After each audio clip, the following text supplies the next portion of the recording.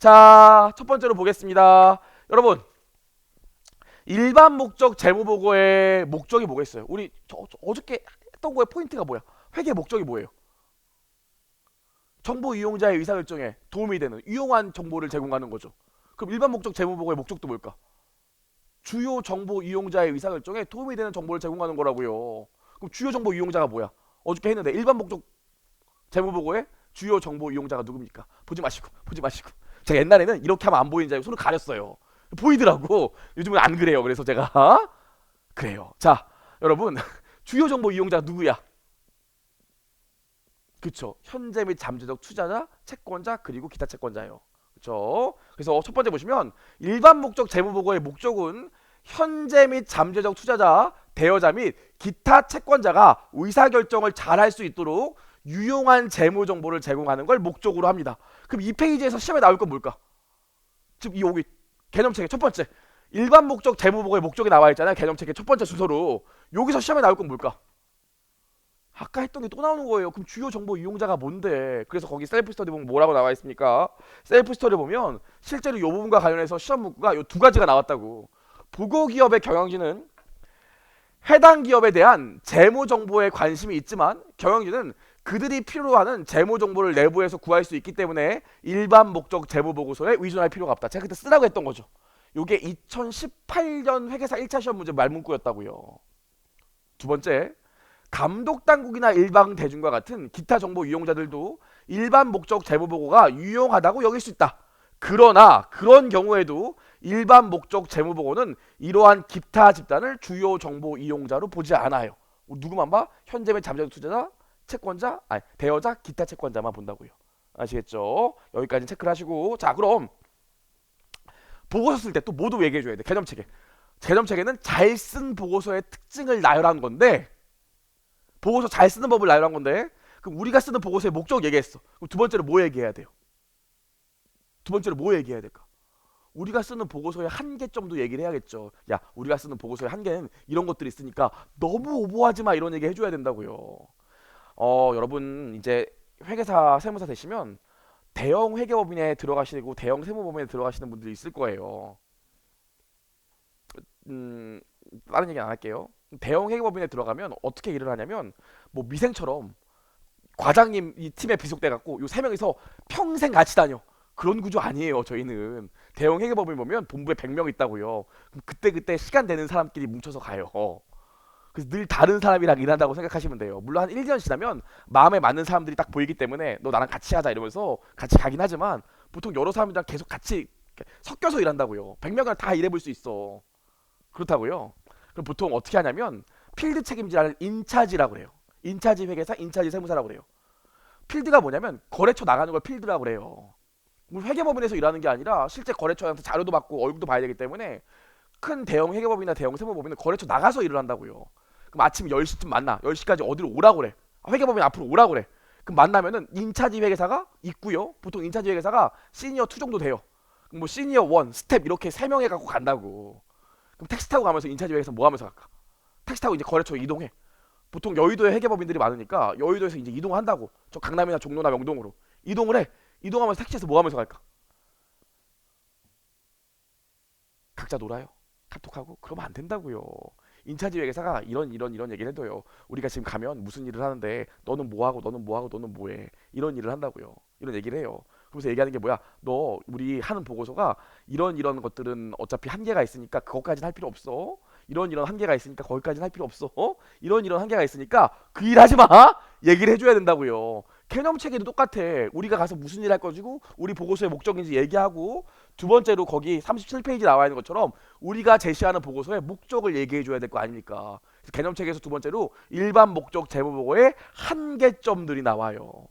따라오시겠죠? 자, 보시죠. 첫 번째로 일반 목적 재무 보고서는 현재 및 잠재적 투자자, 대여자 및 기타 채권자가 필요로 하는 정보를 제공하거나 이해관계자가 필요로 하는 모든 정보를 제공하지 않으며 또한 제공할 수도 없다 그랬네요. 자, 이것도 우리 이미 1장에서 배운 건데, 현재 및 잠재적 투자자, 대여자 및 기타 채권자, 줄여서 주요 정보 이용자가 일반 목적 재무 보고에서 필요로 하는 정보는 뭐예요?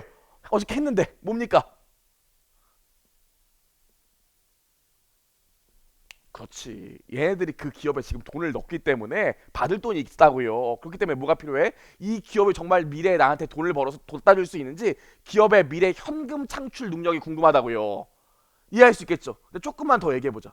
우리가 제시하는 보고서 일반 목적 재무 보고가요. 어, 우리가 일반 목적 재무 보고를 작성해서 정보 이용자들한테 보여주면 거기에 써 있어. 다음 연도에는 돈 얼마 벌고요. 그 다음 연도에는 돈 얼마 벌고요. 그 다음 연도에 돈 얼마 벌어. 이런 거 써 있을까요? 그런 거 안 써 있어요. 그럼 어떻게 씁니까? 말이 안 되죠. 판타지죠. 우리가 제공하는 일반 목적 재무 보고는 기업의 미래 현금 창출 능력을 추정할 수 있는 정보를 주는 거지 미래 현금 창출 능력 자체를 주는 거 아니라고요.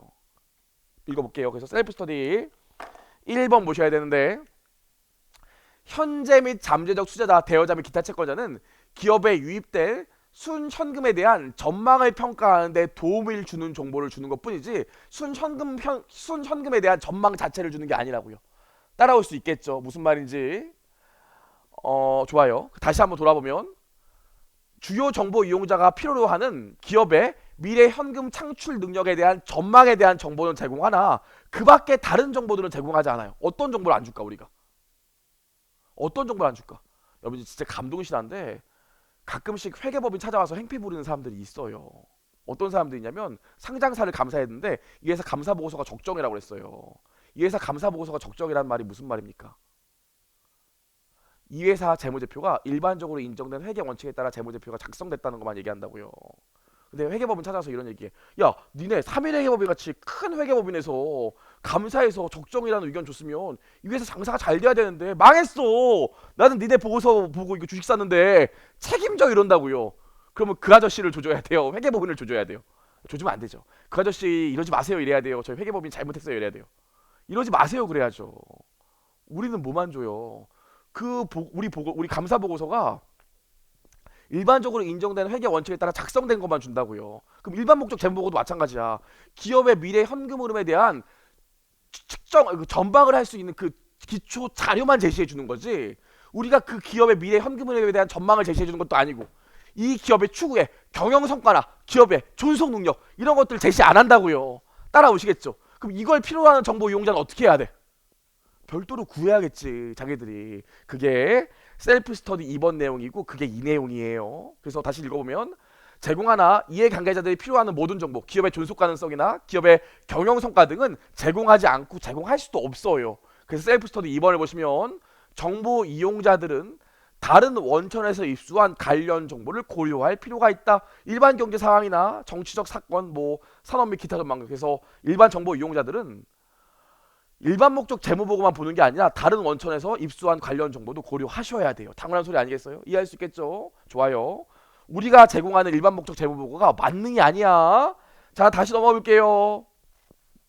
세 번째 보시죠. 세 번째. 여러분 그럼 우리 지금 얘기했지만 일반 목적 재무 보고가 뭐라고 했어요? 앞에도 얘기했지만 범용 재무 보고라고 했잖아요. 이 정도면 모두가 만족할 수 있는 재무 보고. 그쵸? 주요 정보 이용자인 현재 및 잠재적 투자자, 대여자, 기타 채권자가 만족하는 정보면 오케이 정보라고요. 근데 이런 경우가 있어.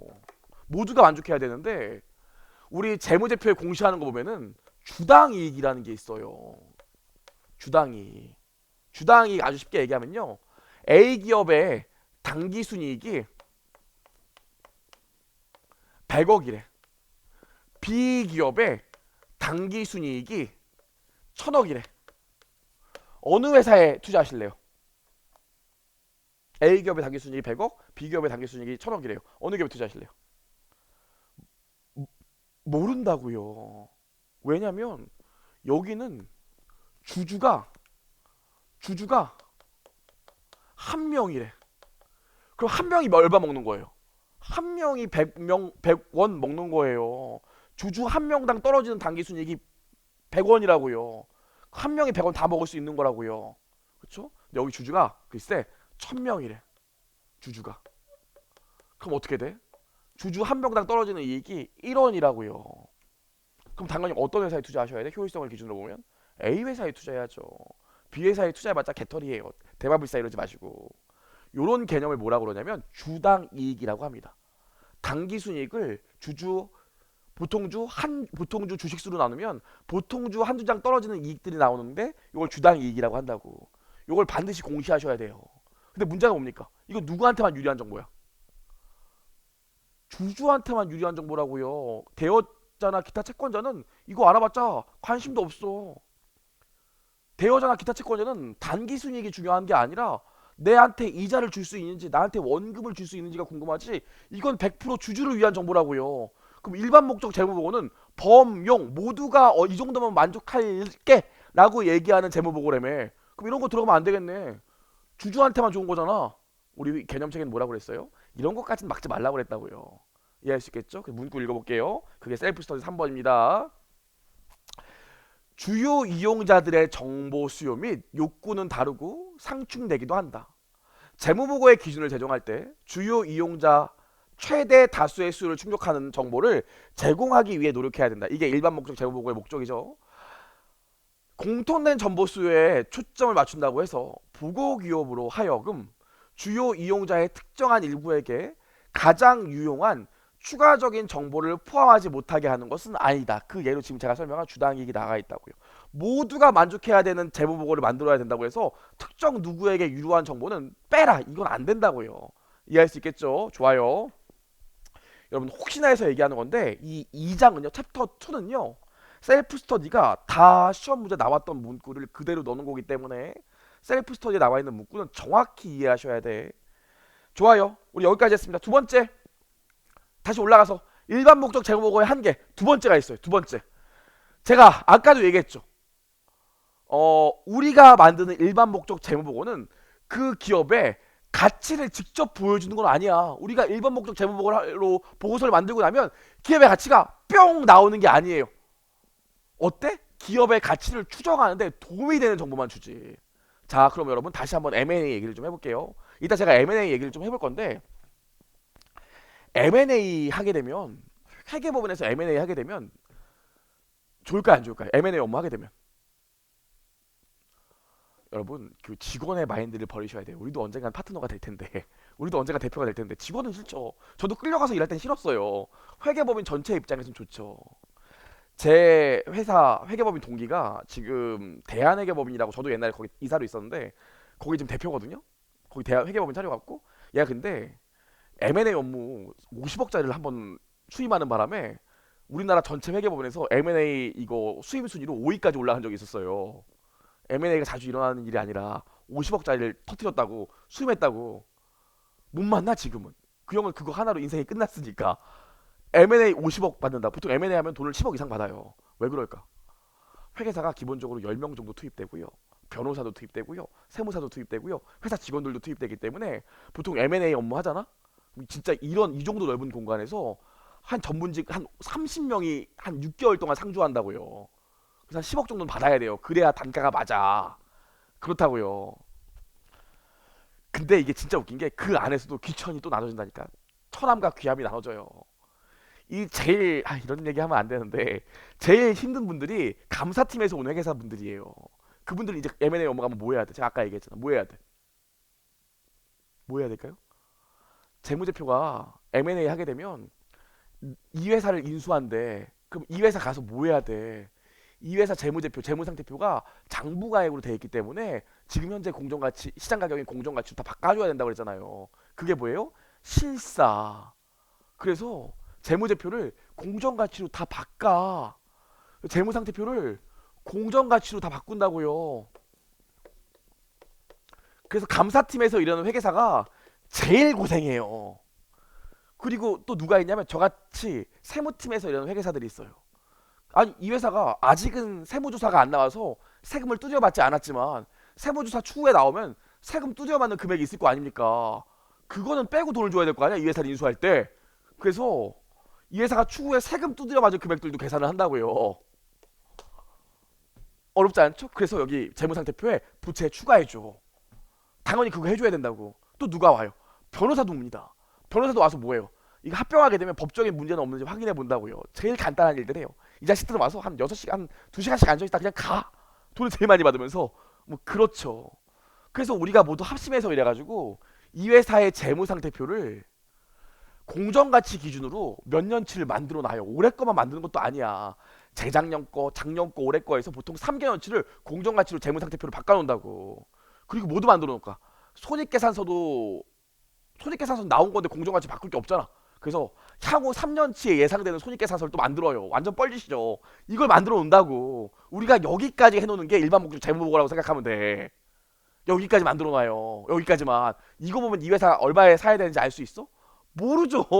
이 회사의 가치를 추정할 수 있는 자료만 우리가 세팅해 놓는다고요. 그럼 마지막에 꼴배기 싫은 사람들이 있어요. 아, 이러면 안 되지. 마지막에 누가 오냐면 회계법인의 빠스팀이라고 있어요. 재무자문하는 애들이 있다고요. 걔네들 중에 밸류에이션 팀이 있는데 걔네들이 와요. 다 됐죠? 고생들 많이 하시네요 하면서 우리가 만들어 놓은 걸 싹 걷어간다고. 다 됐죠? 수고했다도 안 해. 다 됐죠? 저 바쁜데?